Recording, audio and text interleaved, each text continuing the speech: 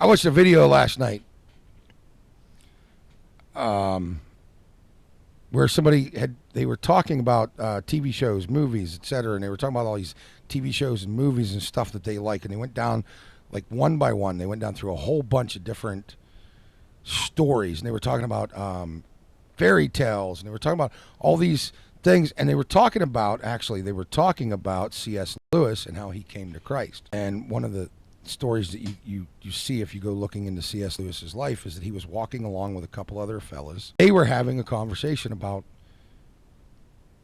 now I'm going to have a hard time remembering exactly what it was about praising God and about these movies. Oh, that's what it was. They were having a conversation about how all these fairy tales, not movies, but fairy tales, had like these elements of the gospel in them. If you look at them, there's elements of the gospel in no matter where it comes from. A lot of what we see is fairy tales, myths, stories from cultures all over the world. These stories, some of them that had never met, they didn't know each other when the stories were written, but these stories all have elements of the gospel. They all have very, very similar pieces in their stories. The dragon is threatening the princess, and the prince comes along with his sword and he saves the dragon. There's that savior in there, saving the helpless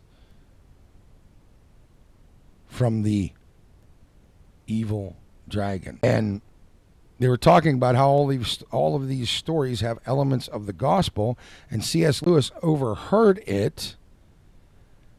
And he said he started considering, and then the next thing he knows, somebody picks him up to take him somewhere, and he says he doesn't remember how. He said, but when he got into the wagon, he knew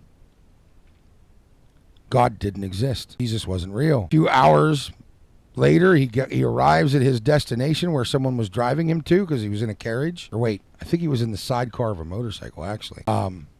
He was riding whatever he was riding. Somebody was driving him somewhere. And by the time he got to where he was going, he knew Jesus existed, and he said, it wasn't like I was really thinking about it. And when the journey started, I knew Jesus didn't exist, and when it ended, I knew he did. And shortly thereafter, C.S. Lewis, well, right then and there, he accepted Christ into his heart, but then he became a huge part of Christian history in a lot of what he shared after that.